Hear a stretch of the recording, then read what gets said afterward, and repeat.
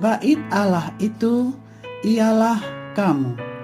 Renungan diinspirasi dari surat pertama Rasul Paulus kepada jemaat di Korintus, bab 3 ayat 9b sampai 11, bab 16 sampai 17.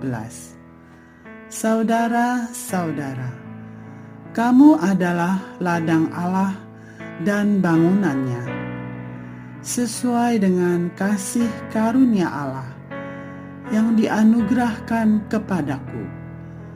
Aku sebagai seorang ahli bangunan yang cakap telah meletakkan dasar, dan orang lain membangun terus di atasnya.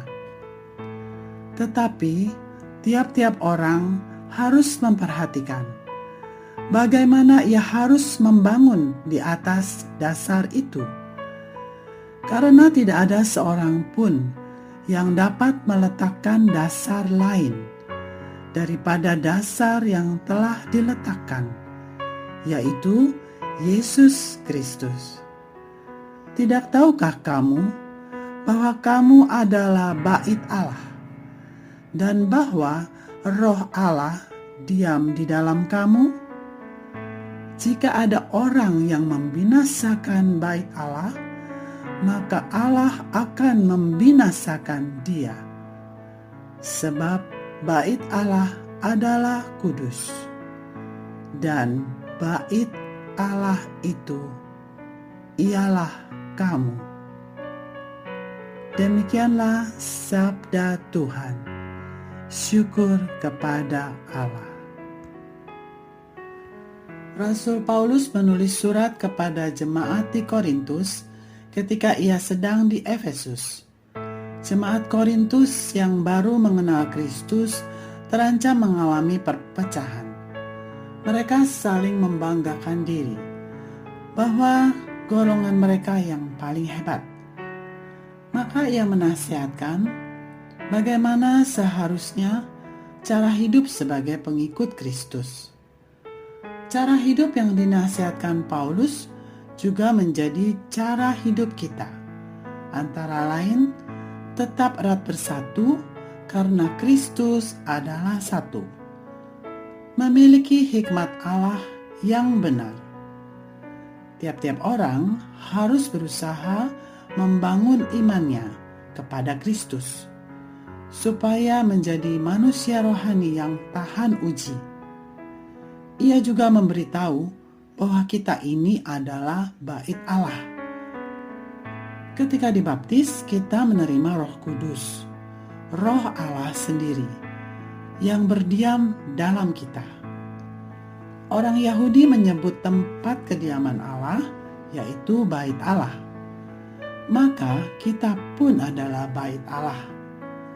Allah adalah kudus, dan tempat kediamannya haruslah kudus. Karena itu, kita harus menjaga kekudusan diri kita. Selain menjaga kekudusan diri sendiri, kita pun diminta menjaga kekudusan ciptaan Tuhan lainnya. Ciptaan Tuhan itu adalah alam semesta dan sesama kita manusia, terutama sesama manusia yang diciptakan menurut gambar dan rupa Allah. Sesama manusia inilah yang dimaksudkan Tuhan Yesus untuk dikasihi seperti diri sendiri. Suatu hari, teman saya bercerita, ada seseorang yang takut menikah karena dalam keluarganya hampir semua anak-anaknya mengalami cacat mental, gila, atau meninggal di usia muda. Keluarganya seperti terkena kutukan. Dia ingin mengakhirinya. Dia mencari tahu dan bertanya-tanya kepada teman-teman gereja dan rohaniwan, apakah penyebabnya? Kemudian dia menyelidiki bagaimana kehidupan nenek moyangnya.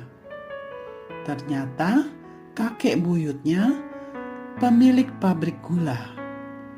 adalah orang yang sangat kaya, sekaligus sangat jahat.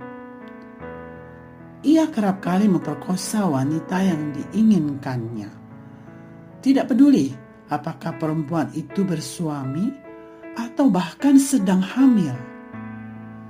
Tingkah laku kakek buyutnya ini membuat keturunannya binasa karena tidak menjaga kekudusan dirinya dan sesamanya.